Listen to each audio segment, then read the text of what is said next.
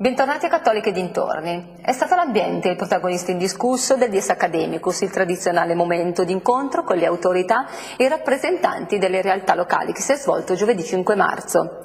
Per l'occasione è stata organizzata una tavola rotonda dedicata alle nuove opportunità di formazione e di ricerca dell'Alta Scuola per l'Ambiente, attivata quest'anno dalla sede di Brescia, che ha messo a confronto le posizioni di Giuliano Zuccoli, presidente del Comitato di Gestione di A2A, di Monsignor Luciano Monari, vescovo di Brescia, e di Francesco Passerini Glazzer, presidente EBIS. Ma prima di affrontare questo tema vi proponiamo un'intervista a tutto campo al rettore dell'Università Cattolica, professor Lorenzo Ornaghi, realizzata da Silvia Mazzetti.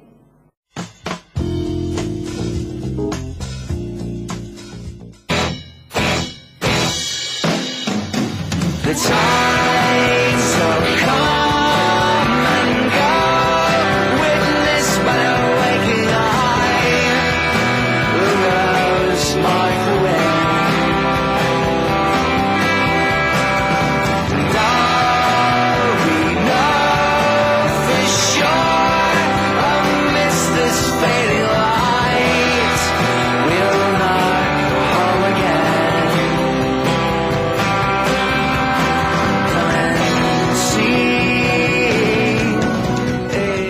Professor Ornaghi, quest'anno l'Università Cattolica ricorderà i 50 anni della morte di Padre Gemelli. A distanza di 88 anni, come si traduce l'idea attuale dell'Università Cattolica che aveva il fondatore della stessa? Credo che la visione originaria, l'intuizione, le motivazioni rimangono uguali. Ciò che muta poi è il rilievo e mutano le sfide della storia, cioè dei tempi che l'università si trova di volta in volta a vivere. Certamente forse nemmeno Padre Gemelli e Varelli con Gemelli avrebbero osato sognare che l'Università Cattolica sarebbe diventata rapidamente quella grande realtà che è diventata. La intuizione, la missione più importante è quella non solo di preparare i giovani, di prepararli al meglio possibile, ma è lo sforzo e la visione culturale. Ecco, credo che questo impegno sia, soprattutto in questi momenti, come tutti diciamo, la crisi è di carattere finanziario e economico verissimo, ma se ne uscirà anche con un grandissimo impegno culturale e una grande innovazione nella cultura. Ecco appunto, a proposito di crisi, che cosa può fare l'Università Cattolica per mettersi al servizio della società italiana e della Chiesa italiana? Ma credo molte cose, ne cito solo qualcuna, far capire anche ai giovani, in quanto l'Università Cattolica da sempre cerca non solo di formare professionalmente, ma di educare, che ognuno di noi, magari per una parte che può sembrare piccola, ma deve contribuire a uscire da queste difficoltà. Lo fa però in particolare attraverso il suo impegno scientifico. Parecchi dei nostri studiosi, dei nostri docenti davvero stanno lavorando, gli economisti in modo particolare, ma non soltanto, per riuscire a non solo fronteggiare, ma a ricavare, se possibile, quegli elementi positivi di queste trasformazioni che è difficile in questo momento cogliere. Che cosa può dare in più l'Università Cattolica?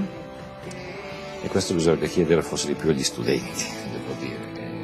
L'auspicio che posso formulare è che alla fine degli studi, e questo è importante perché ce lo ricordava anche il Santo Padre quando venne Benedetto XVI a inaugurare l'anno accademico nella sede romana, alla fine lo studente deve chiedersi che cosa ho avuto di più, deve poter dare una risposta.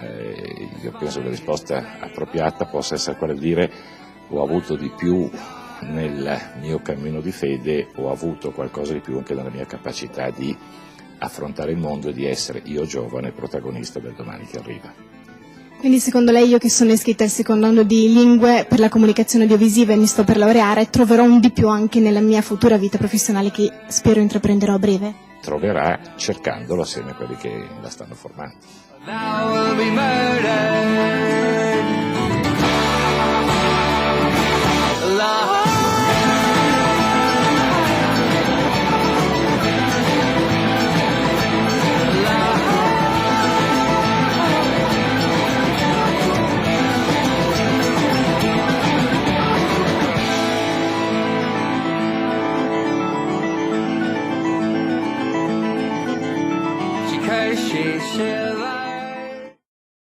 E ora ancora ambiente, infatti ora vi proponiamo un servizio sul Green Day, la giornata verde organizzata dalla Nord Zinc di San Gervasio in collaborazione con la scuola Immasecolabel dell'Università Cattolica.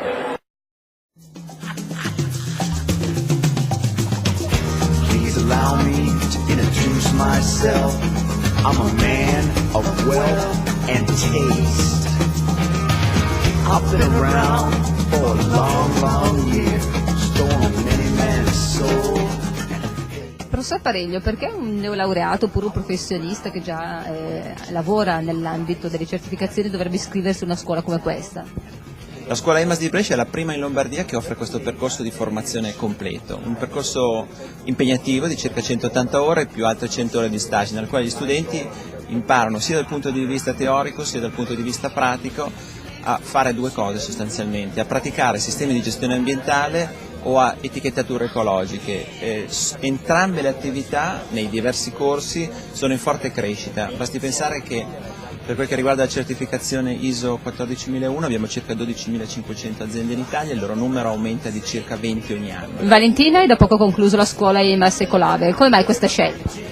Ma fin dalle prime lezioni che ho fatto ancora in università, che riguardavano le certificazioni ambientali e tutto ciò che riguarda l'interesse sull'ambiente, mi avevano già allora preso, per cui avevo già allora mostrato un interesse a fare questo tipo di scuola. Quando ho visto il bando ho partecipato subito.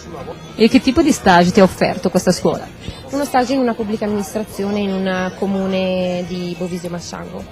Quindi hai avuto la possibilità di mettere in pratica le teorie apprese sui banchi di scuola? Esattamente, era proprio lo scopo dello stage ed è quello che è successo in effetti.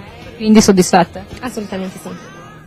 Marica ha da poco concluso la scuola IMAS Ecolabel, ci vuoi fare un po' di un'impressione di questa esperienza? È stata un'esperienza interessante, è stata una scuola che è durata da marzo a dicembre. Prima abbiamo fatto un corso teorico, poi abbiamo fatto uno stage chi in comune e chi in azienda, e questa è un'azienda nel quale dei nostri colleghi hanno fatto lo stage. Luca Belotti ha da poco concluso la scuola IMAS Ecolabel dell'Università Cattolica e già lavora in consulente ambientale. Come mai hai scelto questo percorso? L'ho scelto per perfezionare sostanzialmente i miei studi in ambito più di sistemistico, quindi a livello di gestione dell'organizzazione da un punto di vista ambientale. È un percorso di formazione continua che intendo sostanzialmente continuare nel corso degli anni, quindi ho scelto di fare anche questa scuola.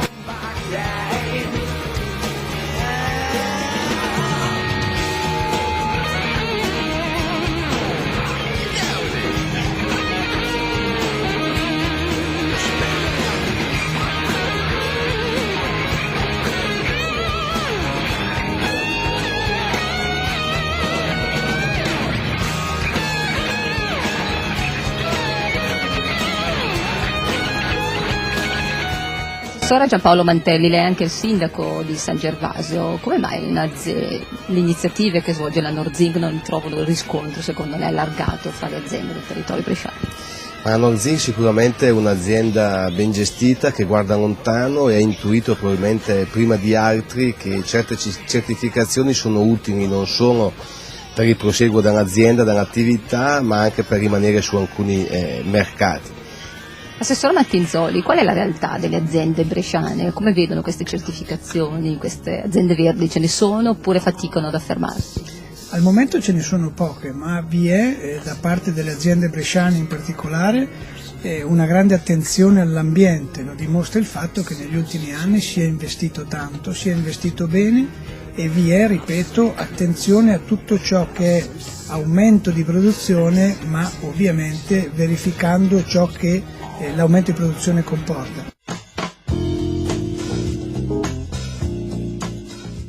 Professoressa Alessandra Lombardi, l'Università Cattolica, attraverso la Facoltà di Scienze Linguistiche, offre nuove opportunità di stage all'estero. Ci vuoi raccontare di cosa si tratta?